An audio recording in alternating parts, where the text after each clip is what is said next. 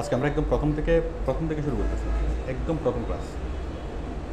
তো আমরা আজকে শিখব যে এসইউ কি, অনলাইন অ্যাডভার্টাইজিং কি, আমরা এগুলো কেন শিখবো, এগুলো শেখার পর আমরা কী কী করতে পারবো, তারপর অনলাইন অ্যাডভার্টাইজিংটা কীভাবে হয়, আমরা স্টেপ বাই স্টেপ কীভাবে অ্যাডভান্স হব। ঠিক আছে, একদম প্রথম ক্লাস আমাদেরটা আজকে, বেসিক ক্লাস। তো আমরা যে কাজটা শিখতেছি সেটা হচ্ছে এসইউ। আচ্ছা, এসইউ কি, আবার আউটসোর্সিং কি, আপনারা কি এই বিষয়গুলোর কনসেপ্টগুলো clear? Search engine optimization. Search engine optimization. Outsourcing হচ্ছে বাইরের কাজ করে দেওয়া। বাইরের কাজ করে দেবো। আচ্ছা, বিষয়টা হলো আমরা যে কাজটা শিখি, এখন আমরা আইটি রিলেটেড অনেকগুলো কাজ পারি, অনেকগুলো কাজ। ধরুন এমএস ওয়ার্ড পারেন, এটা একটা আইটি রিলেটেড কাজ না? কেউ কি গ্রাফিক্সের কাজ পারে, এটা একটা আইটি রিলেটেড কাজ। এভাবে আইটি সেক্টরে অনেকগুলো কাজ আছে, অনেকগুলো কাজের ভেরিয়েশন আছে। তো এখন ওয়েবসাইট তৈরি করে দেওয়া, সেটাও একটা কাজ। ঠিক আছে, এখন তো আমরা এই অনেক ধরনের আইটির কাজ আমরা করে আমরা কী করতে পারি, আমরা দেশের মধ্যে কাজ করতে পারি, আবার সরাসরি যখন আমরা দেশের বাইরে যাই, বিদেশে গিয়ে কি আইটি সেক্টর নিয়ে আমরা কাজ করতে পারি। যে কোথাও জবও করতে পারি, একজন গ্রাফিক ডিজাইনার যে কোথাও জবও করতে পারে, আবার কী করতে পারে, নিজের একটা ফার্মও তৈরি করতে পারে, তাই না? বিভিন্ন কোম্পানির কাজটা করতে পারে। তো গ্রাফিক ডিজাইন যেরকম একটা প্রফেশন, ঠিক আমাদের এসইউটাও এরকম একটা প্রফেশন। এসইউ যদি আমরা সহজ করে বলি, এসইউটা হলো অনলাইন অ্যাডভার্টাইজিং। ঠিক আছে, অনলাইনে অ্যাডভার্টাইজ পাবলিশ করা। এখন অনলাইন অ্যাডভার্টাইজ করতে হবে কেন? অনলাইন অ্যাডভার্টাইজিংয়ের বিষয়টা হলো আমাদের প্রচলিত যে অ্যাডভার্টাইজিং অ্যাডভার্টাইজিং প্ল্যাটফর্ম যেগুলো টিভি, রেডিও এবং ইন্টারনেট, টিভি, রেডিও এবং পেপার। এখন বর্তমানে টেকনোলজি চেঞ্জের সাথে সাথে এগুলোতে বিশাল একটা পরিবর্তন আসছে।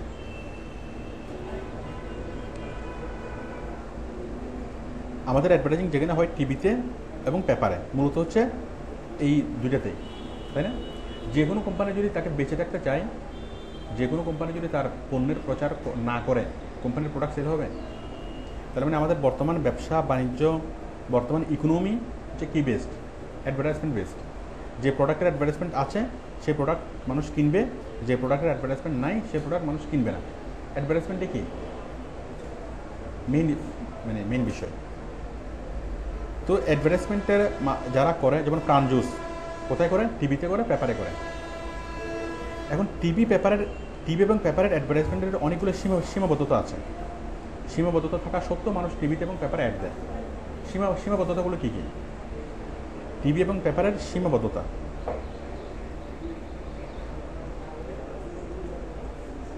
সীমাবদ্ধতাগুলো হলো, টিভির অ্যাড দেশের বাইরে যেতে পারে না, আমাদের পেপার এবং টিভি দেশের বাইরে যেতে পারে না, শুধু দেশের মধ্যে প্রচার করতে পারে। 2 নম্বর হলো, এটা খুব বেশি খরচের, অনেক বেশি কস্টলি।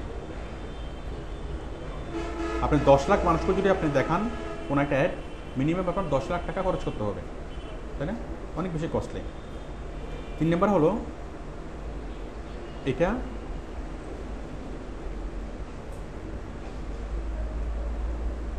One way communication. এটা শুধুমাত্র আমরা দেখি, কিন্তু আমরা তাদের সাথে সরাসরি কোঅপারেট করতে পারি না। আমরা টিভি রেটগুলো দেখি, পেপার রেটগুলো দেখি, ওয়ান ওয়ে কমিউনিকেশন। আমরা সরাসরি টিভি থেকে দেখে আমরা সাধারণত কি তাদের সাথে যোগাযোগ করতে পারি না, অর্ডার দিতে পারি না, ফেস টু ফেস তাদের সাথে আমরা কথা বলতে পারি না। 4 নম্বর হচ্ছে বিস্তারিত। আমরা টিভিতে এবং পেপারে বিস্তারিতভাবে কোনো প্রোডাক্ট সম্পর্কে জানতে পারি না। ধরেন হরলিক্স অথবা যে কোনো একটা প্রোডাক্ট আমরা টিভিতে দেখবো, একটু করে জাস্ট হিন্টসটা আমাদেরকে দিবে যে ইহা কেন ভালো জিনিস, কিন্তু এটা কেন ভালো জিনিস, এখানে কী কী উপাদান আছে, এটা খালি কী হবে না হবে, এটা নিয়ে কি বিস্তারিতভাবে টিভিতে বলা সম্ভব হয় না, পেপারও লেখা সম্ভব হয় না, কারণ সময়ের এবং স্পেসের লিমিটেশন আছে, বিস্তারিতভাবে বলা যায় না। তো এখানে অনেকগুলো সীমাবদ্ধতা আছে। এই সীমাবদ্ধতাগুলো থাকার পরও কি আমাদের অ্যাডভার্টাইজিং শিল্পটা টিভিতে এবং পেপারের উপরেই ডিপেন্ডেন্ট। কিন্তু এটা হচ্ছে আমাদের সমাজে, এটা হচ্ছে আমাদের দেশে, আমাদের দেশে এখনো কি টিভিতে অ্যাডভার্টাইজিং হয়, পেপার অ্যাডভার্টাইজিং হয়। কিন্তু ইউরোপ আমেরিকাতে উন্নত বিশ্বে ওরা টিভিতেও অ্যাডভার্টাইজমেন্ট দেয় না, পেপারও অ্যাডভার্টাইজমেন্ট দেয় না। টিভি এবং পেপার খুব একটা দেখারও সময় পায় না, দেখেও না। আচ্ছা, আরও অসুবিধা আছে, যেমন টিভি ডিভাইস থেকে অনেক বড় একটা ডিভাইস, এটা কী করতে হবে আপনাকে, এত বড় ডিভাইস এটা সাথে নিয়ে ঘুরে যায় না, তাই না? এটা নিয়ে মুভ করা যায় না। তারপর হচ্ছে আরও টিভি যদি দেখতে হয় আমাদেরকে শিডিউল মেনে দেখতে হয়। টিভির নির্ধারিত সময়সূচি মেনেই টিভির সামনে বসে আমরা কি টিভি দেখতে হয়। যার ফলে যারা ব্যস্ত প্রফেশনাল তাদের পক্ষে নির্ধারিত সময় মেনে টিভি দেখা সম্ভব হয় না। তো দেখুন টিভিতে কতগুলো অসুবিধা, তাই না? রেট বেশি, অনেক বেশি কস্টলি, তারপরে কি অনেকগুলো অসুবিধা। কিন্তু এই সবগুলো অসুবিধা সলভ করা যায় এখন বর্তমান যে লেটেস্ট টেকনোলজি ইন্টারনেটের ডেভেলপমেন্ট হচ্ছে খুব বেশি দিন হয়নি। মানে যেটা আমরা বলি একদম ট্রেমেন্ডাস ডেভেলপমেন্ট, সেটা হচ্ছে মাত্র 5-6 বছর আগে থেকে। ঠিক আছে, এর আগে ইমেলে যেটা হয়তো খুব ইন্টারনেটের মাধ্যমে খুব সামান্য কিছু কাজ হতো, লিমিটেড কিছু কাজ হতো, ইমেল সেন্ড করা, ইমেল রিসিভ করা, এই ধরনের ছোটোখাটো একটু কাজ হতো। বাট এখন ইন্টারনেটের ইউজটা কি, ইন্টারনেট এখন একটা মিডিয়া। আমি যদি বলি এখন সবচেয়ে বড় মিডিয়া কোনটা, সেটা হচ্ছে ইন্টারনেট। তো ইন্টারনেটের অ্যাডভান্সমেন্টের ফলে এখন এই অ্যাডভার্টাইজিং শিল্প ব্যাপকভাবে পরিবর্তন হয়েছে, যেটা আগে কখনোই কি পরিবর্তন ছিল না। যখন মানুষ পেপার ছিল তখন শুধু পেপার অ্যাড দিছে, যখন রেডিও আসলো তখন পেপার ছেড়ে মানুষ রেডিওতে আসলো, যখন টিভি আসছে তখন মানুষ টিভির দিকে শিফট করলো। আর টিভির পরে কি, কারণ যেটা লেটেস্ট টেকনোলজি হয় সেটাই মানুষকে অ্যাকসেপ্ট করে। টিভির পরে লেটেস্ট টেকনোলজি হলো কি, ইন্টারনেট। ঠিক আছে, তো আমরা যে জিনিসগুলো দেখি পেপার এবং টিভির যে সীমাবদ্ধতাগুলো আছে, যেমন আগে ছিল পেপারের পর আসলো টিভি। তো পেপারের যে সীমাবদ্ধতাগুলো ছিল, যেমন পেপারে কি আমরা লাইভ দেখি না, ভিডিও দেখি না, টিভিতে ভিডিও দেখা যায়, তাই না? পেপারে অনেকগুলো সীমাবদ্ধতা আছে যেগুলো কি টিভির মাধ্যমে সেগুলো সলভ হয়েছে। এখন পেপার এবং টিভির অনেকগুলো সীমাবদ্ধতা আছে যেগুলো ইন্টারনেটের মাধ্যমে সলভ হয়েছে। যেমন আমরা যদি ইন্টারনেটের মাধ্যমে কোনো একটা কিছুর প্রচার করি, সেটা সারা দেশের বাইরে যাবে, সারা বিশ্বব্যাপী সেটা প্রচার হবে না, বাংলাদেশের মধ্যেও প্রচার হবে, আবার বাংলাদেশের বাইরে সারা বিশ্বব্যাপী প্রচার হবে। ইন্টারনেটের অ্যাডভার্টাইজমেন্টটা খুব চিপ, এটা কস্টলি না। 10 লাখ মানুষকে যদি আপনি টিভির মাধ্যমে দেখান, 10 লাখ মানুষকে যদি টিভির মাধ্যমে কোনো একটা অ্যাড দেখান, খরচ হবে মিনিমাম আপনার 10 লাখ টাকা। আর যদি 10 লাখ মানুষকে যদি আপনি ইন্টারনেটের মাধ্যমে দেখান, তাহলে আপনার খরচ হবে বড় জোর 50,000 টাকা, যদি আপনি প্রফেশনাল রেখে যদি কাজটা করান। আর যদি আপনি চিন্তা করেন যে 10 লাখ মানুষকে আপনি এটা মানুষকে দেখাবেন, আপনি নিজেই কাজ করবেন, তাহলে 1 টাকা খরচ হবে না। আমি কি বুঝতে পারছি? তাহলে আমাদের ইন্টারনেটের তো হচ্ছে কি, টিভিটা হচ্ছে অনেক বেশি কস্টলি, কিন্তু ইন্টারনেটটা কি অত বেশি কস্টলি না। ঠিক আছে, আচ্ছা এখানেও আরও আছে কানেক্টিভিটি প্রবলেম।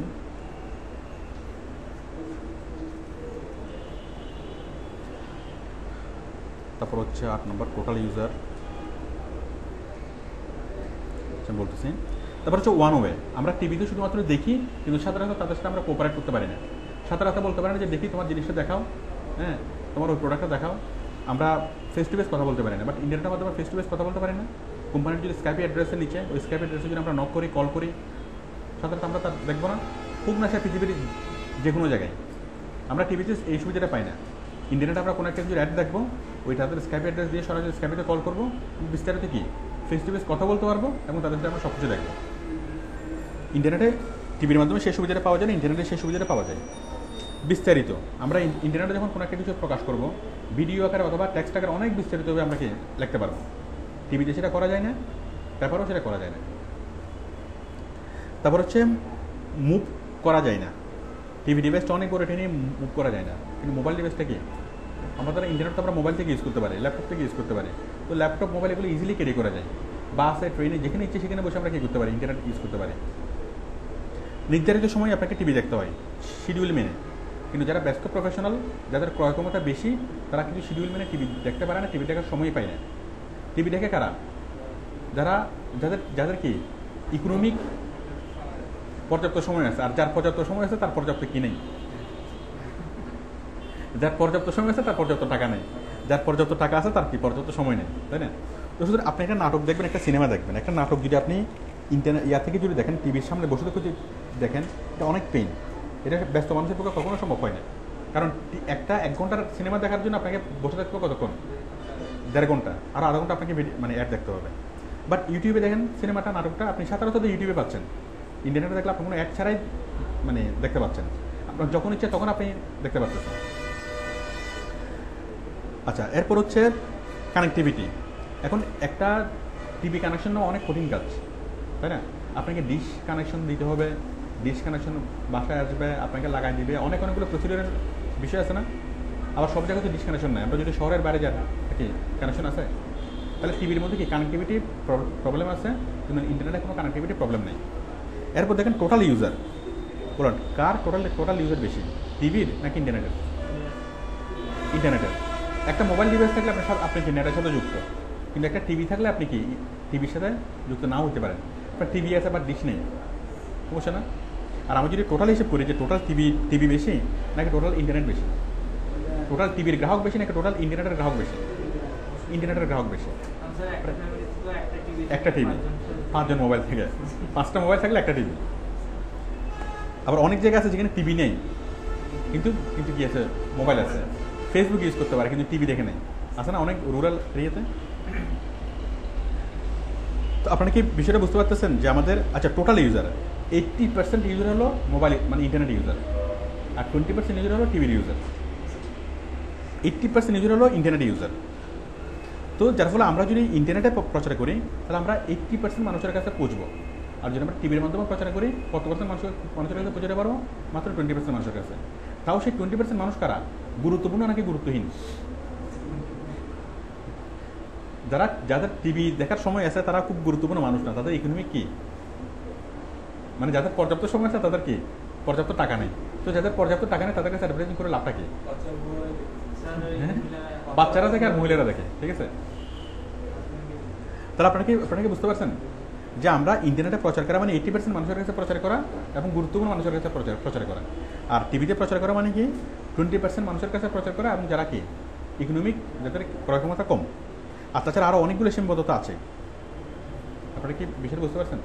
তো সেই জন্য আমাদের অ্যাডভার্টাইজিং প্যাটার্নটা পুরোপুরি চেঞ্জ হয়ে গেছে। লাস্ট 4-5 ইয়ার্সের মধ্যে অ্যাডভার্টাইজিং প্যাটার্নটা পুরোপুরি চেঞ্জ হয়ে গেছে। অ্যাডভার্টাইজিং প্যাটার্নটা পেপার এবং টিভি থেকে ডাইভার্ট করে চলে গেছে কোথায়? ইন্টারনেটে। ইউরোপ আমেরিকাতে টোটাল ওদের সোসাইটি হলো ইন্টারনেট বেসড। ইউরোপ এবং আমেরিকাতে টোটাল সোসাইটি হলো ইন্টারনেট বেসড। ওরা যে কোনো কিছু কি দেখে, টিভি দেখতে হলে কোথায় দেখে? নেটে দেখে। পেপার পড়তে হলে কোথায় পড়ে? নেটেই পড়ে। আমরাও তো পড়তে পারি, আমরা ইন্টারনেটে টিভি দেখতে পারি না? আমরা পেপার, টিভি, মানে আমাদের অনেকগুলো ডিভাইস লাগে, রেডিও লাগে, পেপার লাগে, টিভি লাগে, আর কি লাগে? বিসিডি লাগে, মানে ভিডিও মানে ডিভিডি প্লেয়ার লাগে, তারপর আবার কি দোকান থেকে আবার ডিভিডি নিয়ে যেতে হয়, তাই না? আর কি লাগে? হ্যাঁ, ডিশ লাইন লাগে, তাই না? আমাদের অনেক এন্টারটেনমেন্টের জন্য এবং ইনফরমেশনের সাথে আপটুডেট থাকা এবং এন্টারটেনমেন্ট পাওয়ার জন্য আমাদের অনেক কিছু কি লাগে, ডিভাইস লাগে। এখন যদি জাস্ট নেট থাকে আপনার আর কোনো ডিভাইসের দরকার নেই, সব ডিভাইস আপনার করে হাজির। রেডিও শুনতে চান, সাধারণত রেডিও শুনতে পারবেন না, রেডিও ফুলতে রেডিও টুলতে যেটাই চান সেটা নেট থেকে আমরা শুনতে পারি না। তারপরে টিভি দেখতে চান, যে কোনো টিভি চ্যানেল এই মুহূর্তে আপনি দেখতে পারবেন না, যে কোনো পেপার এই মুহূর্তে পড়তে পারবেন না। আপনি যদি ঘরে পেপার রাখেন তো একটা রাখবেন, যদি নেটে দেখেন আপনি বাংলাদেশের সবগুলো পেপার তো পাবেন, সারা বিশ্বের সবগুলো পত্রিকা পাবেন না। মনে করেন আমি টিভি দেখবো,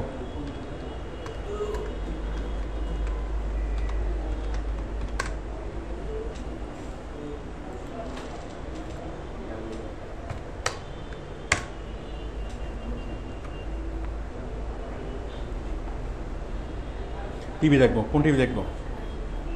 ধরেন আমি দেখবো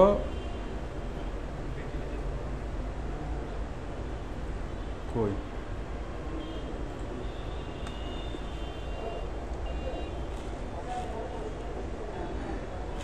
আমরা দেখবো এটিএন নিউজ, তাই না? এই এটিএন নিউজে ক্লিক করেন, সাধারণত এটিএন নিউজ চলে আসবে।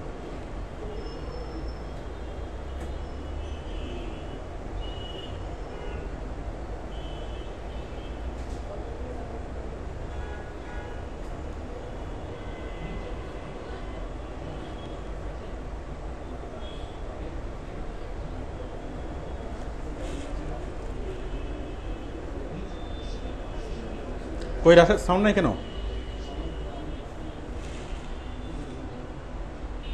রাশেদ, সাউন্ড কম কেন?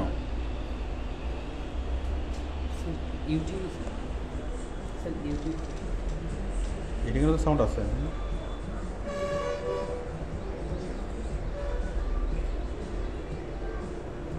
স্যার আমি যদি কোন থেকে মানে তোমার মনে হলে তো হবে না, শিওর হও না। চ্যানেলটা থেকে স্যার এখানে তো ঠিক আছে। আচ্ছা ঠিক আছে, আমরা এটিএন দেখবো। আচ্ছা যাও এটিএন দেখবো, এরপর আমরা যমুনা টিভি দেখবো।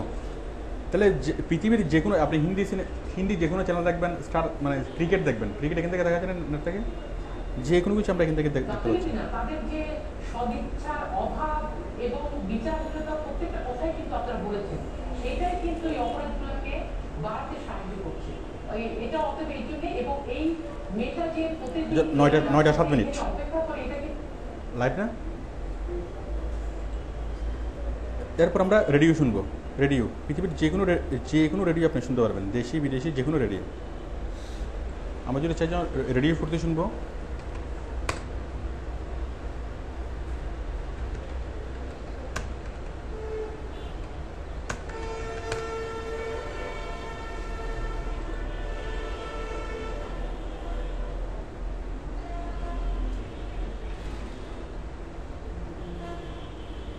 রেডিও টুডে, রেডিও ফুটতে যেটাই শুনতে চান সাথে সাথে শুনতে পারবেন। তো এটা কথা বলো না কেন?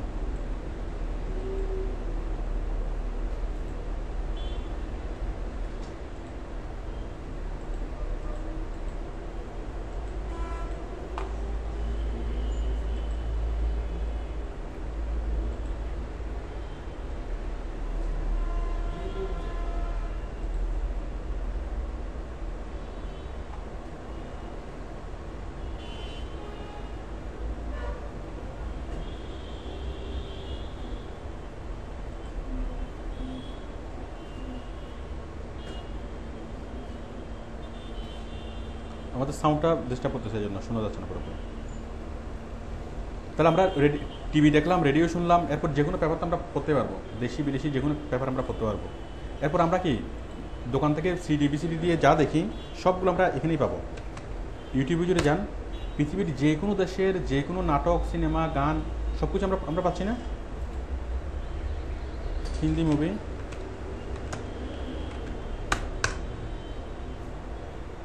যে কোনো মুভি আমরা পাচ্ছি না, মুভির নাম লাগলে এখানে চলে আসতেছে। ওই দোকানে গিয়ে আপনি বিসিআর ইয়ার দোকানে মানে ডিভিডির দোকানে যা পাবেন তার চেয়ে অনেক বেশি পরিমাণে এখানে পাওয়া যাবে। দুনিয়ার যে কোনো ধরনের ভিডিও সব কিছু এখানে কি অটোমেটিক্যালি এখানে চলে আসবে। ঠিক আছে, তো যে কোনো কিছু আমরা দেখতে পাচ্তেছি, হিন্দি হোক বাংলা হোক, যে কোনো দেশের যে কোনো নাটক, সিনেমা, ভিডিও, গান সব কিছু আমরা দেখতে পাচ্ছি।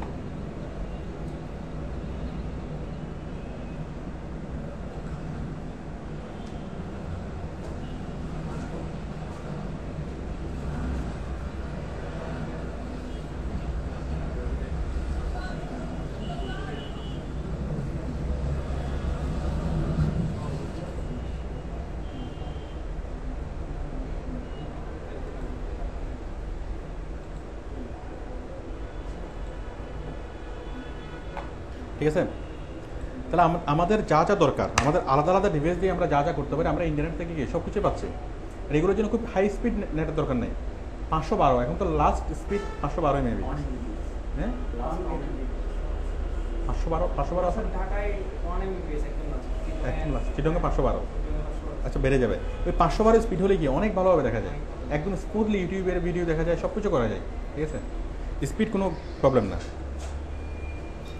তো আমরা নেট থেকে তো সব কিছু পাচ্ছি। এখন নেট যদি থাকে তাহলে আপনার ঘরে টিভি দরকার আছে? শুধু ডিসপ্লে দেওয়া দরকার আছে? আপনার ঘরে কি আলাদা কোনো রেডিও ডিভাইসের দরকার আছে? কোনো পত্রিকা রাখার দরকার আছে? তাহলে সব কিছু আপনি পাচ্ছেন। আলাদা কোনো এই যে সিডি, কোনো ডিভিডি, কোনো মুভি, কোনো কিছু লাগতেছে? সব কিছু আমরা পাচ্ছেন এখানে নেট থেকে। তো নেট থাকা মানে কি, আপনার টোটাল কমিউনিকেশনটা কি আপনার হাতে থাকা। আমরা যত কমিউনিকেশন আমাদের প্রয়োজন, সবগুলো কমিউনিকেশন আমাদের হাতে অলরেডি চলে আসছে নেট। ঠিক আছে, বাড়তি আমরা কী পাচ্ছি? বাড়তি পাচ্ছি 1-to-1 কমিউনিকেশন। আমরা যদি চাই যে কোনো বন্ধুর সাথে কী করবো, ফেস টু ফেস চ্যাট করবো, কথা বলতে পারতেছি না। টিভি দিয়ে আমরা সেটা পারতেছি না, অন্য কোনো ডিভাইস দিয়ে আমরা সেটা পারতেছি না। তো আমাদের শুধুমাত্র ইন্টারনেটটা কী করে আমাদের অনেকগুলো চাহিদা মানে পূরণ করে। এন্টারটেনমেন্টের চাহিদা পূরণ করে, কমিউনিকেশনের চাহিদা পূরণ করে, ইভেন আমাদের অফিসিয়াল কাজের চাহিদা পূরণ করে। ঠিক আছে, আমরা সব ধরনের কি আমাদের যত ধরনের ইন্টেলেকচুয়াল কাজ এবং এন্টারটেনমেন্টের কাজ সব কিছু নিয়ে ইন্টারনেটেই কী করে ফিল আপ করে। আপনার অন্য কোনো ডিভাইসের দরকার নেই, অন্য কোনো মিডিয়া দরকার নেই। ক্লিয়ার? তখন আপনারাই বলেন ভবিষ্যতে আমাদের দেশে টিভি এবং পেপার কি থাকবে? এগুলোর কি আর প্রয়োজন আছে? এই যে বাস্তবে যে পেপার প্রিন্ট হয়ে যে বের হয়, এটা দেশের প্রচুর সম্পদ অপচয় হয় না? আপনি 10 লাখ পেপার যদি বের হয় ডেলি, এই 10 লাখ পেপারের জন্য কী পরিমাণ সম্পদ, কী পরিমাণ কি গাছ কাটা হয়। পেপারগুলো করতে গেছে গাছ থেকে আসে না? পরিবেশ দূষণ হচ্ছে না? পরিবেশের ক্ষতি হচ্ছে। তারপর এই যে পেপারগুলো আসতেছে এগুলো কি না? অথচ পেপার আমরা আমরা তো মোবাইলে পেপার করতে পারি, তাই না? মোবাইলে যে একটা অ্যাপস ডাউনলোড করে মোবাইল থেকে আমরা পেপার করতে পারি। তো এত গাছ কেটে এত পেপারের কি কোনো দরকার আছে? তো এখনও ওই যে একটা ট্রেন্ড থেকে যখন আরেকটা ট্রেন্ডে মানুষ যায়, যখন একটু সময় লাগে, এখন জাস্ট আমরা মধ্যবর্তী সময়ে আছি, খুব দ্রুত কিন্তু মানুষকে শিফট করবে। ইউরোপ আমেরিকাতে ওদের পেপারের ওই প্রিন্টেড পেপার ওদের বের হয় না, সবাই ওরা পেপার করে মোবাইলে, ল্যাপটপে এবং ট্যাবে। আমার দেশে ট্রেন্ডটা প্রায় হয়ে গেছে। আর কিছুদিন আর হয়তো 2-3 বছর পরে দেখবেন কি মোবাইলের প্রিন্টেড পেপারের আর কোনো থাকবে না, কোনো ভ্যালু থাকবে না। টিভি চ্যানেলও আর কেমন কেউ দেখবে না, কারণ পুরো টেকনোলজি চেঞ্জ হয়ে যাচ্ছে। তো এখন আজ থেকে 5 বছর পরে হোক, 10 বছর পরে হোক, টিভি জিনিসটা কি আর থাকবে? টিভি জিনিসটা থাকবে না, পেপার জিনিসটা থাকবে না। তখন শুধুমাত্র মিডিয়া একটাই থাকবে সারা পৃথিবীতে, কি? ইন্টারনেট। আর ইন্টারনেটের মিডিয়া যখন একটাই থাকবে, তখন অবধারিতভাবে অ্যাডভার্টাইজিং শিল্পটা নিয়ন্ত্রণ করবে কে? ইন্টারনেট। আর বর্তমানে অ্যাডভার্টাইজিং শিল্প এবং মিডিয়া সম্পূর্ণ নিয়ন্ত্রণ করতেছে মানে হায়ার ফার্স্ট ওয়ার্ল্ডে, ইউরোপ আমেরিকার দেশগুলোতে ওরা ওদের সব কিছু নিয়ন্ত্রণ করে কে? ইন্টারনেট। ঠিক আছে? তো আমাদের এখানেও আর বেশি হলো 4-5 বছর পরে কি আমাদের তো পুরো সোসাইটি আমাদের হয়ে যাবে ইন্টারনেট বেসড। আচ্ছা, তো এখন আমরা সেই জন্য আমরা কী করতেছি? আমরা অনলাইন অ্যাডভার্টাইজিং শিখতেছি। আমরা অনলাইনের মাধ্যমে কীভাবে কোনো একটা প্রোডাক্টকে প্রমোট করব। আমি কি এটার ব্যাকগ্রাউন্ডটা বুঝতে পারছি যে অনলাইন অ্যাডভার্টাইজিং কেন? এতগুলো মিডিয়া থাকার পরও এই যে টিভি নিয়ে আপনি কি টিভিতে অ্যাড দেওয়ার জন্য আপনি অনেকগুলো অ্যাডভার্টাইজিং ফার্ম পাওয়া যাবে না? কোনো একটা কোম্পানি যদি টিভিতে অ্যাডভার্টাইজিং করতে চায়, সে কোনো একটা অ্যাডভার্টাইজিং ফার্মে যায়, ওখান থেকে অ্যাড তৈরি করার পরে গিয়ে সেটা টিভিতে পাবলিশ হয়। অনেক লোক এখানে কাজ করে। তো এখন সবচেয়ে বড় বাজার কোনটা? এখন টিভিতে যারা অ্যাডভার্টাইজিং করে, টিভিতে কারা অ্যাডভার্টাইজিং করে? 100% নাকি 5%? ধরেন আবুল কোম্পানি টিভিতে অ্যাডভার্টাইজিং দিতে পারতেছে, কিন্তু আবুল স্টোর একটা মুদির দোকান, সে কি টিভিতে অ্যাডভার্টাইজিং দিতে পারতেছে না। আরং অনেক বড়, সারা বাংলাদেশব্যাপী তারা সে আর টিভিতে অ্যাডভার্টাইজিং দিতে পারতেছে আরও। কিন্তু আমাদের কি ধরেন শৈল্পিক ছোট, সে কি সারা বাংলাদেশব্যাপী না, তার কি টিভিতে অ্যাড দেওয়ার মতো ক্ষমতা আছে? নাই। কিন্তু তো আমরা যত ধরনের প্রতিষ্ঠান আছে, ছোট দোকান হোক, ছোট কোম্পানি হোক, মাঝারি প্রতিষ্ঠান, বড় কোম্পানি, তো আমরা দেখি অ্যাডভার্টাইজিংয়ের আওতায় কারা আছে? শুধুমাত্র বড় প্রতিষ্ঠানগুলোই। 5% কোম্পানি, 95% কোম্পানি কিন্তু প্রচারের আওতায় নেই। বাট ইন্টারনেটে যখন প্রচার হবে, তখন আমরা 100% কোম্পানি নিয়ে কাজ করতে পারবো। যাদের কি সামর্থ্য কম তাদেরকে নিয়ে কাজ করতে পারবো, যাদের সামর্থ্য বেশি তাদেরকে নিয়ে কাজ করতে পারবো। তার মানে টিভির ফার্ম নিয়ে, টিভি অ্যাড নিয়ে যারা কাজ করে, তাদের ক্লায়েন্ট বেশি নাকি আমাদের ক্লায়েন্ট বেশি? আমাদের ক্লায়েন্ট বেশি, তাই না? আমরা ছোট্ট একটা লোকাল কোম্পানিকে আমরা সার্ভ করতে পারবো, আবার বড় একটা মাল্টিনেশনাল কোম্পানিকে আমরা সার্ভ করতে পারবো। দেশের মধ্যেও তাদেরকে প্রচার করে দিতে পারবো, সারা ওয়ার্ল্ড ওয়াইড তাদেরকে প্রচার করে দিতে পারবো। আমি তখন যে জিনিসগুলো বুঝালাম সেটা হচ্ছে যে অনলাইন অ্যাডভার্টাইজিং জিনিসটা কি, অনলাইন অ্যাডভার্টাইজিং কেন অপরিহার্য, এটাকে স্পষ্টভাবে বুঝতে পারছেন? এখন অনলাইন অ্যাডভার্টাইজিং যদি না করে তাহলে কী হবে? পাশাপাশি 2টা দোকান, মনে করেন টেরিবাজারের পাশাপাশি মানে 2টা দোকান। একটা হচ্ছে উত্তরাধিকার সূত্রে প্রাপ্ত দাদা ব্যবসা, মানে দাদারা ব্যবসা করে গেছে, কোনো সমস্যা হয় নাই। অমুক সদাগর নাম ছিল, খুব কি ওই মানে সাবলীলভাবে মানে ব্যবসা করে গেছে, বাবাও ব্যবসা করছে, কোনো সমস্যা হয়নি। এখন বাবার পরে যখন ছেলে আসছে, তখন ছেলে বিশাল চ্যালেঞ্জের মধ্যে পড়ছে। কীরকম চ্যালেঞ্জ? কারণ ছেলে তো ট্রেডিশনাল ব্যবসা করে, মানুষ তার দোকানে আসার পরে কি তার দোকান থেকে কিনে নিয়ে যায়, ঠিক আছে?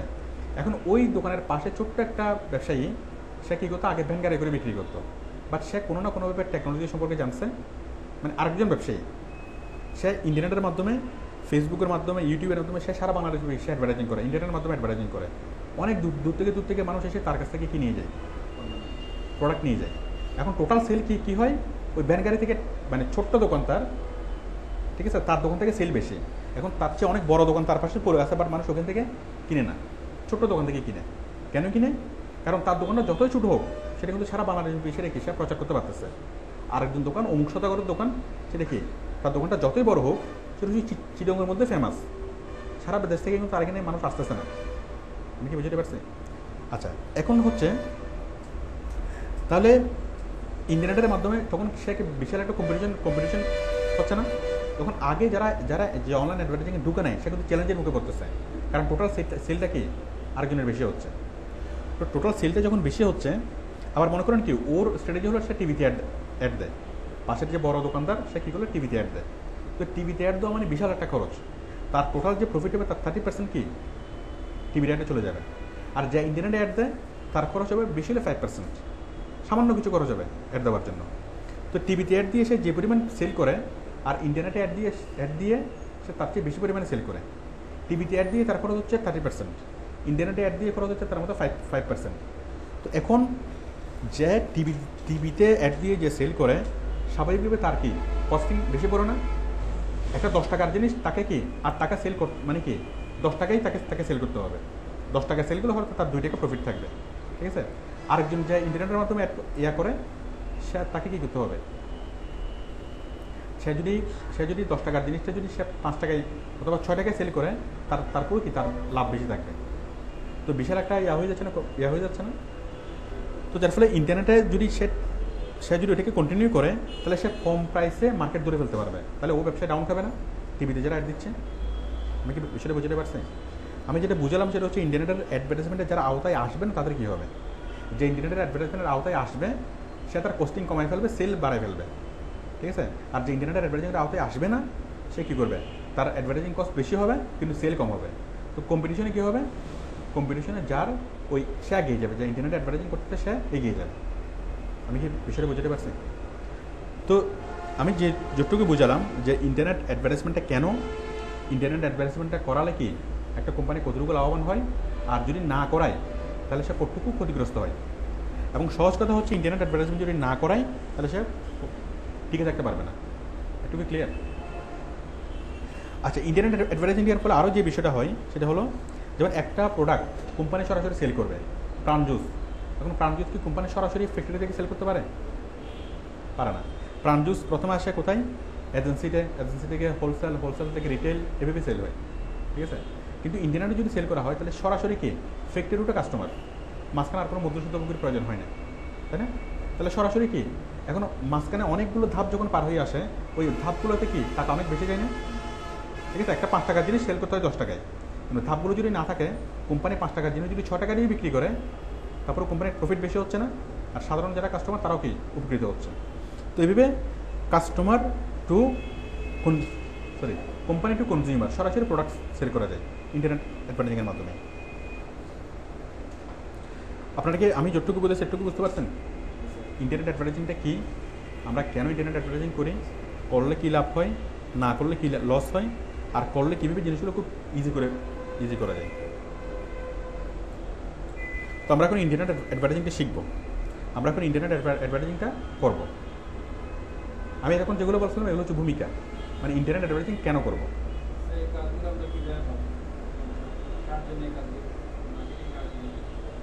হ্যাঁ, আমরা কাজগুলো কারা করবে, কাজগুলো কীভাবে পাবো সেটা আমি এখন বলবো না। কাজগুলো আমরা কার জন্য করব, কেন করব, একটু আগে আমি সেটা বলছিলাম।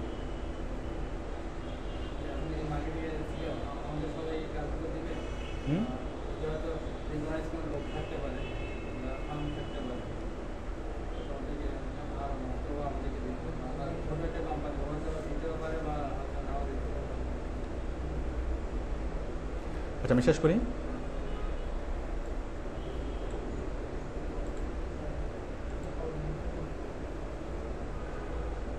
এখন কাজটা আমাদেরকে কারা দিবে, আমরা কাদের কাজ করব।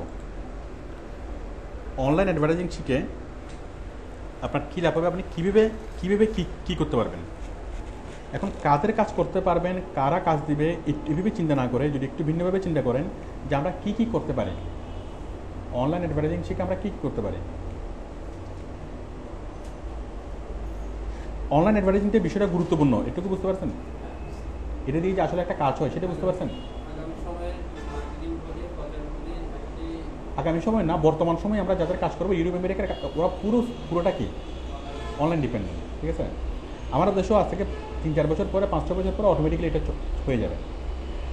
এখন কথা হচ্ছে আমরা কী কী করতে পারি, এই যে আমরা অনলাইন অ্যাডভার্টাইজিং শিখবো, শিখার আগে আমাদের এই বিষয়টা খুব ক্লিয়ার হওয়া দরকার যে আমরা কী করবো, কী করতে চাই।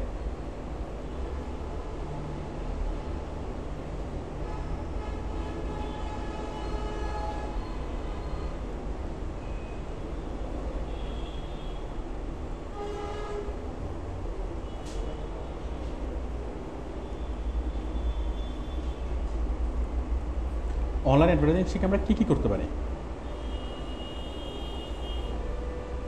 1 নম্বর, আমি যদি সহজ করে বলি, অনলাইন অ্যাডভার্টাইজিং শিখে আমরা 1 মাসে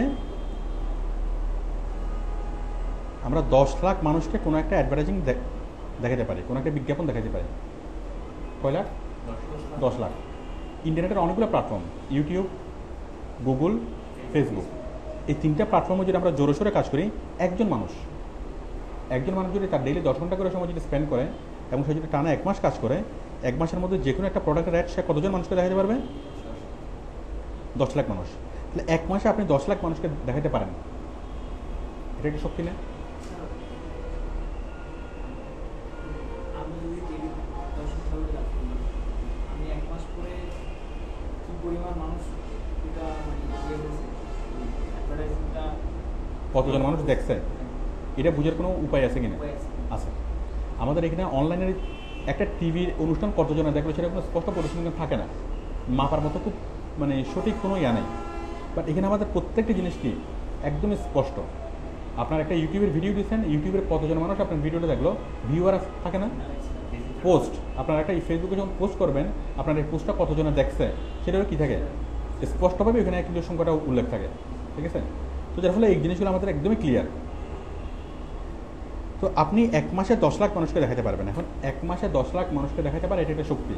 এখন এই শক্তিটাকে আপনি কীভাবে আপনি ব্যবহার করতে পারেন? 1 নম্বরে যেটা ব্যবহার করতে পারেন, সরাসরি চাকরি। আপনি বাংলাদেশের বিভিন্ন কোম্পানিতে, যে কোনো কোম্পানিতে যান, ঠিক আছে? আপনি কোনো একটা গার্মেন্টসে যান যে আমি বিদেশ থেকে তোমাকে বায়ার কালেকশন করে দিতে পারবো। কোনো একটা ফ্যাশন হাউসে যান, ক্যাট সাইটে যান যে আমি তোমাদের জন্য অনলাইনে মার্কেটিং করতে পারবো, অনলাইনে তোমাদেরকে প্রচার করতে পারবো। তারা তো প্রচারের জন্য অলরেডি কোটি কোটি টাকা খরচ করতেছে না? প্রাণ কোম্পানিতে যান, সজীব গ্রুপে যান, যে কোনো একটা কোম্পানি তাদের প্রচারের জন্য প্রতি মাসে প্রায় কি বড় বড় কোম্পানিগুলো 10 কোটি টাকার উপরে খরচ করে না? ছোটো ছোটো কোম্পানি কি মানে তাদের যে বড় একটা পার্ট হলো কি খরচ, মানে অ্যাডভার্টাইজিং কস্ট।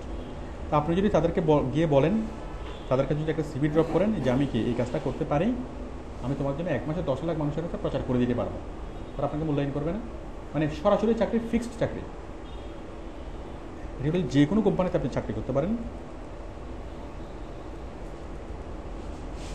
চাকরি আমরা কোম্পানি আমাদেরকে চাকরি কেন দেয়? আমাদেরকে কি ভালোবেসে দেয়, নাকি কোম্পানি নিজেকে নিজে ভালোবেসে দেয়? নিজের প্রয়োজনে দেয়। কোম্পানির ভালোবাসা কার প্রতি, আমাদের প্রতি নাকি তার প্রতি? তার প্রতি ভালোবাসা। তো কোম্পানি কখন একজনকে অ্যাপয়েন্ট করে? যখন সে মনে করে যে অমুকের কাজটা আমার দরকার, অমুক আমাকে আমার কোম্পানিতে লাভ করে দিবে, অমুকে একজন এমপ্লয়ি যদি কাজ করে কোম্পানিকে 1 লাখ টাকা প্রফিট করে দিতে পারে, তখনই কোম্পানি চিন্তা করে কি তাকে 10,000 টাকা স্যালারি দেওয়া, ঠিক কিনা? তো আপনি চিন্তা করেন, আপনি যদি ফিল করেন যে আপনি কোনো একটা কোম্পানির জন্য কাজ করবেন, কাজ করে আপনাকে লাভবান করে দিতে পারবেন, 10 লাখ মানুষকে যদি আপনি কোনো একটা অ্যাডভার্টাইজমেন্ট দেখান, তার কয়েক হাজার প্রোডাক্ট সেল হবে না? কোনো একটা পাঞ্জাবি সবার জন্য আপনি কাজ করেন, তো মাসে যদি আপনি 10 লাখ মানুষকে যদি দেখান, অন্তত তার 1000টা পাঞ্জাবি সেল হবে না? সে মানে উপকৃত হবে না, বেনিফিটেড হবে না? এবং আপনি যে সেলগুলো করতেছেন সেগুলো তো এক্সট্রা সেল। আমি কি বুঝতে পারছি? তো যে কোনো কোম্পানিতে 30 থেকে 35,000 টাকা স্যালারি দেয় ইনিশিয়ালি একজন অনলাইন প্রফেশনালকে, কারণ এই কাজগুলো রেয়ার, এই কাজগুলো খুব বেশি মানুষের জানে না, বাট কাজগুলো খুবই প্রয়োজন। আমি কি বিষয়টা বুঝতে পারছি? যে কোনো কোম্পানিতে করতে পারেন চাকরি। আরেকটা হলো অ্যাডভার্টাইজিং ফার্ম। এখন ঢাকাতে অনেকগুলো অ্যাডভার্টাইজিং ফার্ম আছে যারা টিভি অ্যাড নিয়ে কাজ করে। তো টিভি অ্যাড নিয়ে কাজ যারা আগে থেকে কাজ করতো, আগে তো মিডিয়া ছিল শুধু টিভি, বাট এখন ক্লায়েন্টরা তাদেরকে রিকোয়ার করতেছে যে অনলাইনে কাজ করো, অনলাইনেও কি আমার জন্য মানে ইয়া করো, কিন্তু তাদের অনলাইনে কাজ করার মতো মানুষ নেই।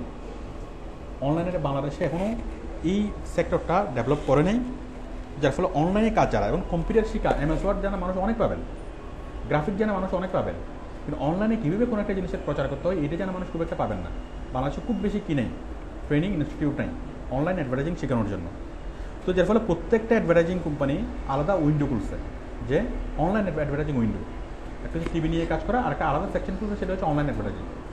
যে কোনো অ্যাডভার্টাইজিং ফার্মের সাথে যদি আপনি যোগাযোগ করেন খুব ভালো জব পাবেন এবং খুব ভালো স্যালারিতে জব পাবেন। আমাদের অনেক স্টুডেন্ট খুব ভালো ভালো ঢাকাতে অনেক ভালো ভালো কোম্পানিতে কাজ করতেছে, অনেক ভালো স্যালারি। ওরাও মিনিমাম আপনার 35,000 এবার আপনাকে স্যালারি দিবে, কারণ তারা কি এই সেক্টরের লোকবল খুবই কম। আমি কি বিষয়টা বুঝতে পারছি? তাহলে আপনি সরাসরি চাকরি করতে পারেন, 1 নম্বর। 2 নম্বর হচ্ছে চাকরি। 2 নম্বর হচ্ছে আপনি নিজের একটা ফার্ম করতে পারেন। গ্রাফিক ডিজাইন ফার্ম যেরকম, একজন গ্রাফিক ডিজাইনার চাইলে কোথাও চাকরিও করতে পারে, আবার চাইলে নিজের একটা ছোটো ফার্ম খুলতে পারে। ফার্ম খুলে গিয়ে বিভিন্ন কোম্পানির কাজগুলো নিয়ে এসে করবে। তো একজন এসইও প্রফেশনাল চাইলে কি সে যে কোথাও চাকরি করতে পারে, আবার চাইলে নিজের একটা ফার্ম খুলতে পারে। সে বিভিন্ন কোম্পানি থেকে কাজ নেবে, কাজ নিয়ে গিয়ে সে স্বাধীনভাবে করবে, নিজের একটা ইন্ডিপেন্ডেন্ট ফার্ম। 3 নম্বরে যেটা করতে পারে সেটা হচ্ছে বিজনেস। এখন 1 মাসে 10 লাখ মানুষকে দেখাতে পারে, এটা একটা শক্তি।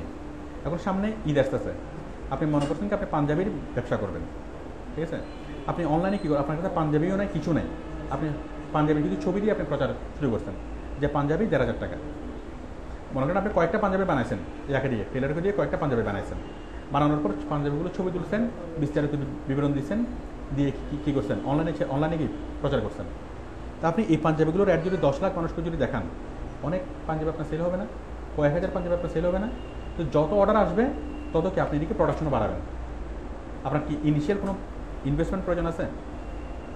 একটা পাঞ্জাবি টোটাল কি কাপড় সহ সেলাই সহ সব আমার 5 থেকে 700 টাকা লাগবে, 5 থেকে 600 টাকা। আপনি বেচবেন 1,500 টাকায়, আপনার কি প্রফিট থাকবে না?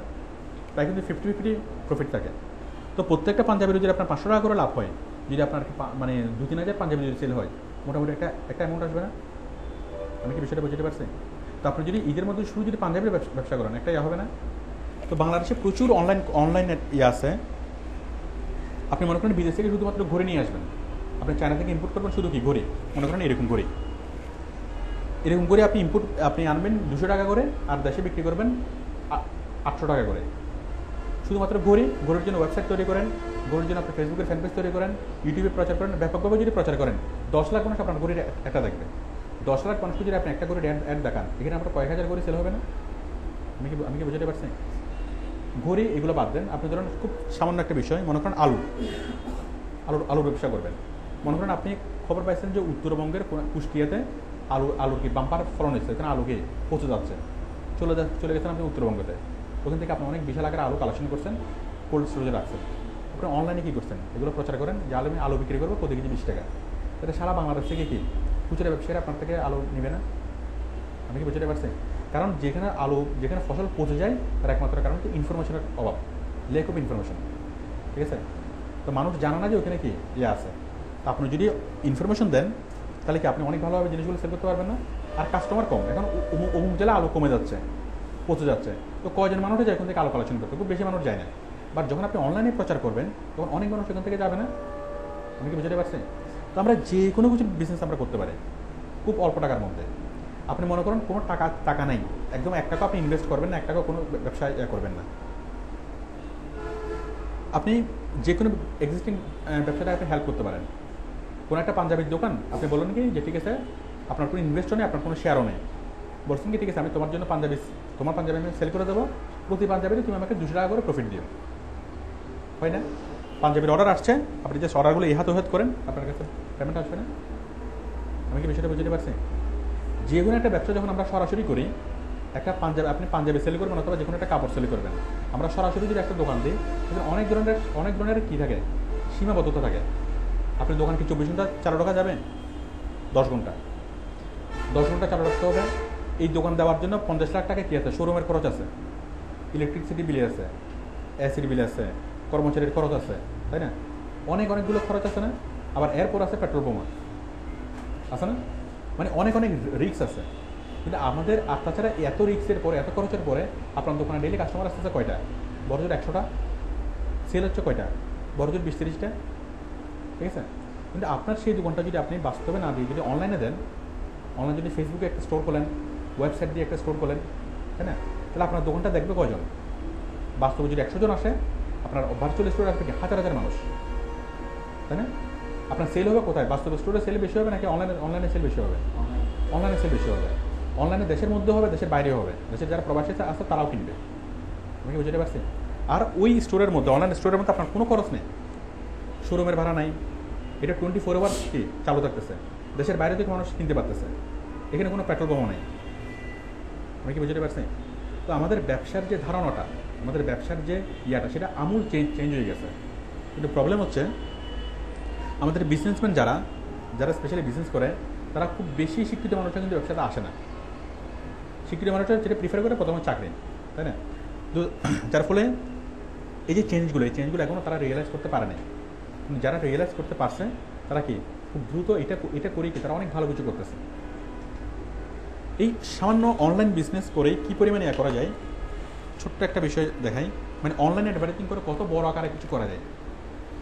আমাদের পাশে একটা আছে না, ওই রেস্টুরেন্ট আছে মেলাঞ্চ। মেলাঞ্চ হওয়ার পর আমি জানতাম না যে এটা একটা রেস্টুরেন্ট। আমি মনে করছি এটা একটা কাপড়ের দোকান অথবা এটা করতাম না। কিন্তু দেখি যে দলে মানুষ কি ওদের এখানে খেতে আসে, ঠিক আছে? মানুষ জিজ্ঞেস করে আসে, ভাই মেলাঞ্চ কোনটা। আমাকে কয়েকদিন জিজ্ঞেস করছে যাওয়ার পথে। আমি খুব কৌতূহলী হলাম যে আমি পাশে জানি না যে মেলাঞ্চ আছে, বাট ওরা এত দূর থেকে খোঁজ নিয়ে আসে, কেন আসে, ঘটনা কি? একদিন গেলাম, যাওয়ার পর দেখি যে কি মোটামুটি খাওয়া দাওয়ার মানুষ যে খুব অতি ভালো সেটা না, তো দেখি যে প্রচুর একদম মানে পরিপূর্ণ কাস্টমার।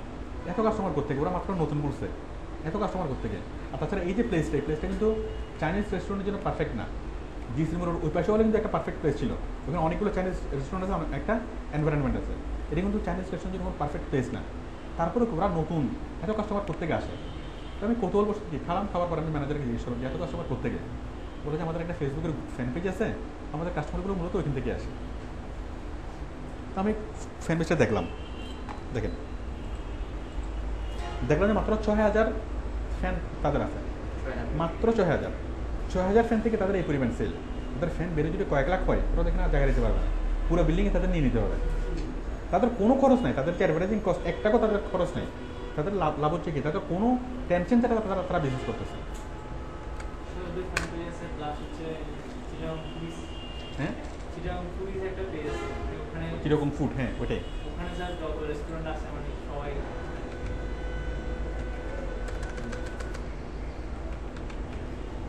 এই যে মেলাঞ্চ, এটা না, ওদের ফ্যান আছে কতজন? মাত্র 3000। কি আমি 6000 দেখছিলাম বলে মনে হয়েছে। এই যে ওদের ফোন নাম্বার, এই যে সিডি এভিনিউ, কি এটা? Hossain Ara villa, 3rd floor, 1000 Y CD avenue, ঠিক আছে না? এটাই। এই মাত্র 3000 3500 কাস্টমার থেকে তাদেরকে এখনও আপনি যান দেখুন যে আপনার কাস্টমার পরিপূর্ণ, ঠিক আছে? কারণ তারা এমন রেসিপিগুলো দেয়, এগুলো দেখলে কি মানুষ আর লোক সামলাতে পারে না। এটুকু দেখে কি সরাসরি দৌড়ে চলে আসে, রুচি চলে আসে। মানে প্রতিদিন নতুন একটা ডিশ দিবে, এটা খাওয়ার জন্য মানুষ চলে আসে। মানে একটা এক্সেপশনাল কি দিবে, আইটেম দিবে। তাহলে ওরা শুধুমাত্র কি করছে, একটা ফেসবুক থেকে যদি ওরা এত বড় একটা বিজনেস পরিচালনা করতে পারে, তো ওরা এইরকম একটা রেস্টুরেন্ট দেওয়া, এটা অনেক টাকার বিষয় না। মিনিমাম আপনার 30 লাখ টাকার অ্যাভাব হবে না। ওদের ডেকোরেশন, ওদের ইন্টেরিয়র ডিজাইন, ওদের যে শোরুমের ভাড়া সব কিছু মিলে কি 30 লাখ টাকা চার বেশি হবে। মিনিমাম 50 লাখ তাদের ইনভেস্ট আছে। তো এত বড় ইনভেস্টমেন্টের সিকিউরিটি দিচ্ছে কে? এত বড় ইনভেস্টমেন্টটা রাখছে কে? একটা ফেসবুকের ফ্যান পেজ না? তো এই ফেসবুকের ফ্যান পেজের কাস্টমার দেখেন, তারা কিন্তু কোনো করাই না। এসইউ করাই না, জাস্ট একটা পেজ করে রাখছে, আল্লাহর অবস্থা যা হয়। যদি তারা ইন্টেনশনালি যদি তারা এসইউ করায়, এখানে 3,000 না হয় যদি তারা 3 লাখ হয়, তাহলে আরও অনেক পরিমাণে তাদের হবে না। তো সে এখনো টেকনোলজিতে পুরোপুরি ঢুকছে বলা যায় না, সে জাস্ট ঢুকার জন্য কী করতেছে, এখনও সে জানে না এসইউ কি, সে জাস্ট জানা যে ফেসবুকের পেজ খুলে যায়, ফেসবুক একটা পেজ খুলছে, ওটুকু ফেলে রাখছে। আমি কি বুঝতে পারছি? সে যদি হায়ার করে, এসইউ প্রফেশনালকে হায়ার করার পর সে যদি 3,000-এর পরিবর্তে যদি 3 লাখ করে, তাহলে তার এখানে 100 গুণ বাড়বে না সেল। ঠিক আছে? তো বাংলাদেশে যারা এসইউ প্রফেশনাল যারা কি অনলাইন মার্কেটিংয়ে আসছে, তারা অনেক ভালো কিছু করতেছে। ঠিক আছে? আর যারা জানে না তারা তো জানেই না। ঠিক আছে? আর বাংলাদেশের একটা সুযোগের দেশ, যখন আসবে তখন একসাথে সবাই আসবে। ঠিক আছে? যখন আসবে না, বাংলাদেশের মানুষ কোনো একটা কিছু কি এটা ভালো নাকি এটা খারাপ ওইটা বিবেচনা করে আসে না, সবসময় দেখি আরেকজনে করতেছে কিনা, আরেকজনে করলে তো সে করবে। তো যাই হোক, বাংলাদেশের মানুষ কখন আসে না আসে এটা নিয়ে আমাদের কোনো টেনশন নাই। কারণ আমরা মূলত আপাতত যাদের কাজ করতেছি, আমরা চাকরিও করতে পারি, আমরা নিজের ফার্মও করতে পারি, আমরা কি নিজেদের যে কোনো একটা বিজনেসও করতে পারি। আপনি যদি একটা খাবারের দোকান দেন, আপনি নিজে এই ব্যবসাটা করতে পারবেন না। জাস্ট মাথায় রাখবেন কি, আপনি 1 মাসে 10 লাখ মানুষকে দেখাতে পারেন। এই শক্তিটা ইউজ করে আপনি নিজেই কি অনেক কিছু আপনি বুঝে ফেলতে পারবেন যে আপনার কি করতে পারেন। আমি কি বিষয়টা বুঝতে পারছি? আমরা তাহলে নিজেরা ব্যবসা করতে পারি। তাহলে আমরা এগুলো কোনোটাকে আউটসোর্সিং বলে না। আমরা একটা কাজ শিখলাম, কাজ শেখার পর আমরা চাকরি করতে পারি, কাজ শেখার পর আমরা নিজের ফার্ম তৈরি করতে পারি, কাজ শেখার পর আমরা কী করতে পারি, নিজের ব্যবসা প্রতিষ্ঠান করতে পারি। 4 নম্বর হলো, আমরা যদি দেশে বসে বিদেশি কোনো কোম্পানির কাজ করতে চাই, তখন সেটাকে বলা হয় আউটসোর্সিং। আমরা যদি দেশের কোনো কোম্পানিতে চাকরি করি, আমাকে স্যালারি দেবে 35,000 টাকা, যেটা যদি আমি 8 ঘন্টা করে শ্রম দিই। আর আমি যদি দেশের বাইরের কোনো কোম্পানিতে চাকরি করি, তাহলে আমাকে স্যালারি দেবে লাখ থেকে 1 লাখ টাকার কাছাকাছি। কেন দিবে?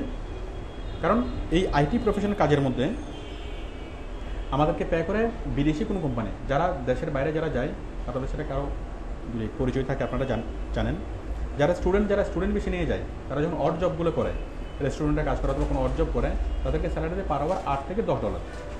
আপনারা কি এটা কি জানেন? পার আওয়ার জব হলো $8 থেকে $10, এটা হচ্ছে অড জবে। কিন্তু যেগুলো কি ইন্টেলেকচুয়াল জব, আইটি প্রফেশনাল কাজগুলো কি এগুলো ইন্টেলেকচুয়াল জব না? ইন্টেলেকচুয়াল জবে ওদের স্যালারি হলো পার আওয়ার $30। বিদেশি কোম্পানিগুলো পার আওয়ার $30-এর নিচে কোনো ইন্টেলেকচুয়াল কাজগুলো করাতে পারে না। ঠিক আছে? Per hour $30। তো পার আওয়ার $30 তারা পে করতে হয়, এটা কোম্পানির খরচ বেড়ে যায় না? তখন তারা ইন্টারনেট অনলাইনের মাধ্যমে আমাদের সাথে যোগাযোগ করে যে আমার এই কাজটা করে দাও, আমি তোমাকে ঘন্টায় ঘন্টায় $3 করে পে করবো। কোথায় তাকে দিতে হচ্ছে কত? $30। সেই তুলনায় আমাদেরকে দিচ্ছে কত? 10 গুণ কম, তাই না? 10 গুণ কম। তো 10 গুণ কম যদি হয়, পার আওয়ার যদি আমাদেরকে $3 দেয়, এটা তার জন্য অনেক কম, 10 গুণ কম। মনে করেন আমাদের দেশের একজন শ্রমিক যার বেতন 300 টাকা, এখন তাকে যদি আপনি 30 টাকা দিয়ে যদি কি সারাদিন খাটাতে পারেন, এটা অনেক বড় একটা বেনিফিট বলে আমাদের মনে হবে না? ওদের এরকম বিশাল একটা বেনিফিট বলে মনে হয়। সস্তা শ্রম $3। এখন $3টা ওদের জন্য খুবই সস্তা। আর আমাদের জন্য আপনি ডেরে যদি 10 ঘন্টা করে কাজ করেন, কত? 30, হ্যাঁ $30। $30 মাসে কত? $900। $900 মানে কত? 80 টাকা করে যদি করি, প্রায় 70,000 টাকা।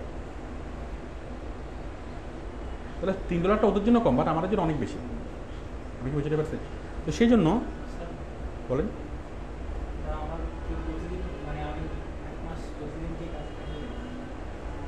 কাজ যদি আপনি কাজ করতে জানেন, কাজ যদি আপনি পারেন, এখানে কাজের তো অভাব নেই। আপনি আমার ইয়াটা দেখছিলেন, ওই একটা ভিডিও ওটা দেখেন নাই? ওটাতে সব কিছু বলা আছে। তো তাহলে বিজনেস করতে পারেন, এরপর কী করতে পারেন? আউটসোর্সিং। তাহলে আমরা দেশে বসে যদি দেশের কোম্পানির কাজ করি, সেটাকে আউটসোর্সিং বলা যাবে না। দেশে বসে যদি আপনি কোনো একটা ব্যবসা করেন, সেটাকে আউটসোর্সিং বলা যাবে না। দেশে বসে অনলাইন অ্যাডভার্টাইজিংয়ের কাজ যদি করেন, নিজের যদি একটা ফার্ম করেন, সেটাকে আউটসোর্সিং বলা যাবে না। কিন্তু দেশে বসে যদি বিদেশি কোম্পানির কাজ করেন, সেটাই কি?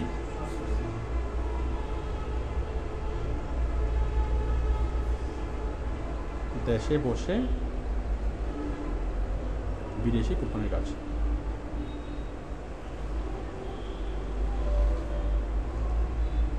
আমি কি বুঝতে পারছি? এখন আপনি এসইও কাজটা শেখার উদ্দেশ্যে এই না যে শুধু আউটসোর্সিং করা, আপনি যে কোনো একটাকে প্রফেশন হিসেবে নিতে পারেন। আপনি চাইলে চাকরি করতে পারেন, দেশের মধ্যে চাকরি করতে পারেন, চাইলে নিজের একটা ফার্ম করতে পারেন, চাইলে নিজে যে কোনো ধরনের বিজনেস করতে পারেন, চাইলে আপনি আউটসোর্সিং করতে পারেন, চাইলে যে কোনো একটা করতে পারেন, চাইলে সবগুলো একসাথে করতে পারেন। আমি কি বুঝতে পারছি? কথা হচ্ছে বিষয়টা খুব সিম্পল। বিষয়টা হচ্ছে আপনার একটা ক্ষমতা তৈরি হচ্ছে, ক্ষমতা আপনি রপ্ত করতেছেন, একটা স্কিল আপনি রপ্ত করতেছেন। সেই স্কিলটা কি? 1 মাসে 10 লাখ মানুষকে আপনি কোনো একটা কিছু দেখাতে পারবেন। ঠিক আছে? তাহলে আপনি নিজে একটা মিডিয়া। ঠিক আছে? যখন আপনি ফিল করবেন যে আপনি 1 মাসে 10 লাখ মানুষকে আপনি দেখাতে পারেন, এই স্কিলটা আপনার মধ্যে রপ্ত হয়েছে, তখন এটাকে আপনি কীভাবে ব্যবহার করবেন, এটাকে কীভাবে ব্যবহার করে আপনি টাকা উপার্জন করবেন, এটা আপনার মাথায় অটোমেটিক্যালি চলে আসবে। আমি কি বুঝতে পারছি? আমি যে 4টা ওয়ে দেখালাম, এটার বাইরেও কি ওটা অন্য কোনো ওয়ে আপনার মাথায় চলে আসতে পারে। স্কিলটা কি? মানুষের টাকা উপার্জনই করতে যায়, টাকা উপার্জনের দুটো জিনিস থাকে, একটা হচ্ছে টাকায় টাকা আনে, আর হচ্ছে কি স্কিল টাকা আনে। আর টাকা কিন্তু কখনো শুধু টাকা আনতে পারে না, শুধু টাকা কখনো টাকা আনতে পারে না। টাকার সাথে যদি স্কিল না থাকে, ওই টাকাটা যাবে আর কখনো ফেরত আসবে না। একজন ব্যবসায়ী, সে অনেক কি 1 কোটি টাকা সে ইনভেস্ট করলো, কিন্তু তার স্কিল নেই, তাহলে সেই টাকা, যে টাকাটা একবার ছাড়বে, সেই টাকাটা কি তার কাছে ফেরত আসবে? 1 কোটি টাকা খরচ করে সে একটা চাইনিজ রেস্টুরেন্ট দিল, কিন্তু তার রেস্টুরেন্টের কি নেই, অনেক ভালো ডেকোরেশন করিল, ঠিক আছে, কিন্তু তার রান্না মানে কোনো স্কিল নেই। তো সে যা করবে তার কোনো টাকা কি রিটার্ন আসবে? তার পুরোটা লস না? তাহলে কখনো টাকা শুধুমাত্র কখনো টাকা আনতে পারে না। টাকার সাথে যখন স্কিল অ্যাড হয়, স্কিলটা কি টাকা আনে। ঠিক আছে? তো আপনার যদি টাকা নাও থাকে, শুধু যদি স্কিল থাকে, ওই স্কিলটা কী হবে? আপনার টাকা আনতে পারবে। আমরা কি মানে বিষয়টা বুঝতে পারছি যে আউটসোর্সিং করে আমরা কী করতে পারবো? মানে এসইউ কাজটা শিখে আমরা কী করতে পারবো? আমরা ইচ্ছুলে আউটসোর্সিং করবো, ইচ্ছুলে আউটসোর্সিং করবো না। ঠিক আছে? এবার আমাদের মূল বিষয়টা কি? আমরা অনেকগুলো কাজ করতে পারি। আমাদেরকে যে কাজটা দিবে, কাজটা কারা দিবে? কাজটা হচ্ছে আমাদের দেশের কোম্পানিগুলো কাজ দিতে পারে, আবার দেশের বাইরের কোম্পানিগুলো কাজ দিতে পারে। কাজগুলো কীভাবে দিবে, কারা দিবে, কেমনে দিবে, এগুলো আমি ওই ফ্রি ক্লাসে বলছিলাম। আপনি কি ফ্রি ক্লাসে করেছেন? ওই ক্লাসটা করে নিন, ওই ক্লাসটা করলে আপনার কনসেপ্টটা ক্লিয়ার হবে। আপনি করেছেন? আপনি বেসিক ক্লাসটা করেন নাই? না ডিভিডি না, ডিভিডিতে ওটা নাই। আপনারা কালকে একবার আসেন, কালকে সকাল 10টা। সবাই জব করেন? তাহলে কটা বাজে ফ্রি হন? ওদের 2 ঘন্টার ক্লাস, 2 ঘন্টা 15 মিনিট। ওইটা না দেখলে আপনারা কনসেপ্টটা ক্লিয়ার হবে না। কারণ আমি এখানে ওই ক্লাসে যেগুলো আছে সেগুলো আমি এখানে বলবো না, এগুলো বলতেছি না। বেসিক যে বিষয়গুলো আমি এখানে বলবো না, আমি এখানে শুধু কাজ নিয়ে আলোচনা করবো, সরাসরি কাজে আমি ঢুকে যাচ্ছি। ঠিক আছে?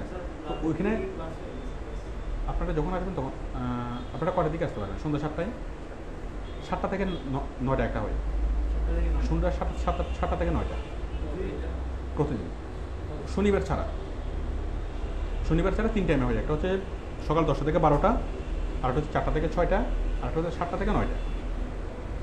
ওই ক্লাসে যেগুলো বলা হবে এগুলো আমি এখানে বলতেছি না। ওইটা না দেখলে কি কথাগুলো বুঝতে অসুবিধা হবে, ঠিক আছে, এবং ওই কনসেপ্টটা ক্লিয়ার থাকবে না। আপনারা কি এই বিষয়টা বুঝতে পারছেন? আউটসোর্সিং কী, অনলাইন অ্যাডভার্টাইজিং কী, অনলাইন অ্যাডভার্টাইজিং আমরা কীভাবে করে আমরা কী করতে পারি, এটুকুই ক্লিয়ার। এখন আমি সরাসরি কাজে চলে যাচ্ছি যে আমরা কীভাবে করব অনলাইন অ্যাডভার্টাইজিং, আমরা কীভাবে করব।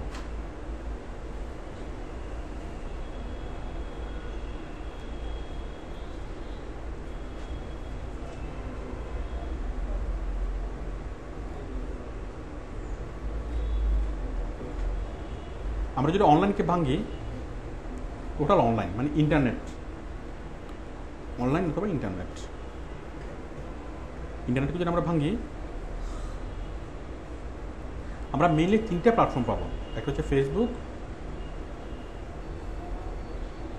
আরেকটা হচ্ছে গুগল, আরেকটা হচ্ছে ইউটিউব।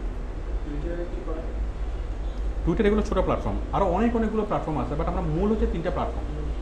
এগুলোর বাইরে আরও অনেকগুলো প্ল্যাটফর্ম আছে, যেমন গুগল ম্যাপ আছে, এই নিউজ সাইট আছে, blog site, forum site, article site, এভাবে প্রায় 32টা প্ল্যাটফর্ম আছে। 32টা প্ল্যাটফর্ম, আমরা 32টা প্ল্যাটফর্মের কাজ শিখবো, কিন্তু মূলত কি 90% যেটা কাভারেজ হবে। যদি আমি বলি যে অনলাইনে প্রচার, অনলাইনে প্রচার মানে কি? ফেসবুকে প্রচার, গুগলে প্রচার এবং ইউটিউবে প্রচার, তাহলে আপনার 90% কি কাভারেজ হয়ে যাবে। তো আমরা এই কোর্সে যেটা শিখবো, ফেসবুকের মাধ্যমে কীভাবে আমরা প্রচার করব, এটা নিয়ে আমাদের 5-6টা ক্লাস হবে। গুগলের মাধ্যমে কীভাবে প্রচার করব, এটা নিয়ে আমাদের 5-6টা ক্লাস হবে, আলাদা ক্লাস, 5-6টা পার্ট আর কি। যেমন আজকে একটা ক্লাস, কালকে একটা ক্লাস, ঠিক আছে। ধরেন আমি যদি সহজ করে বলি, ফেসবুক নিয়ে আমাদের 1 মাস ক্লাস হবে, গুগল নিয়ে 1 মাস ক্লাস হবে, আর কি ইউটিউব নিয়ে 1 মাস ক্লাস হবে। আমি কি বুঝতে পারছি? তো টোটাল আমরা কি একদম ডিপলি কীভাবে আমরা কাজগুলো করবো, কীভাবে এগুলো করবো আলাদা আলাদাভাবে সপ্তাহে একটা করে ক্লাস হবে প্রতি শনিবারে। এবং আমরা কি 1 মাস ফেসবুক নিয়ে, 1 মাস গুগল নিয়ে, 1 মাস ইউটিউব নিয়ে, ঠিক আছে? এবং এখানে আমরা প্রচারগুলো কীভাবে করবো, কীভাবে করবো অনেক ডিপলি, মানে বিষয়গুলো হচ্ছে অনেক ডিপ, ঠিক আছে? তো আমরা আগামী ক্লাস থেকে সরাসরি কাজে নামবো। আগামী ক্লাসে আমরা প্র্যাকটিক্যাল কাজগুলো শুরু করবো। আমি আজকের ক্লাসে আমি যেটা বললাম জাস্ট ইন্ট্রোডাকশন, এটা একটা জাস্ট ইন্ট্রোডাক্টিভ ক্লাস। আমি কি বুঝতে পারছি? বলুন, আপনাদের কোনো কোশ্চেন থাকলে আমাকে বলেন।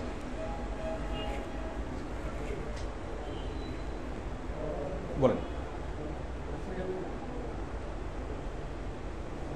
কোনো কোশ্চেন?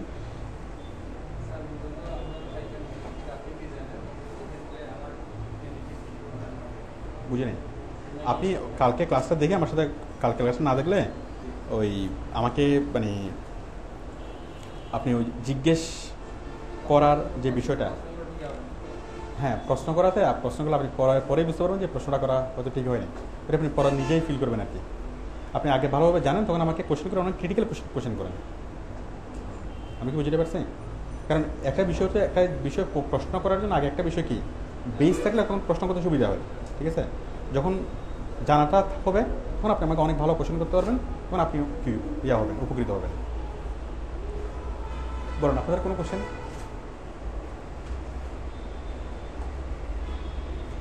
ঠিক আছে, সবাইকে ধন্যবাদ। তাহলে আমরা আগামী ক্লাস থেকে আমরা সরাসরি কাজে নামবো নেক্সট শনিবার। আর আপনারা কালকে আসেন, কালকে সন্ধ্যা 7টা বাজে আসেন, 7টা বাজে এসে ইয়াগুলো দেখেন, ঠিক আছে, ভিডিওগুলো।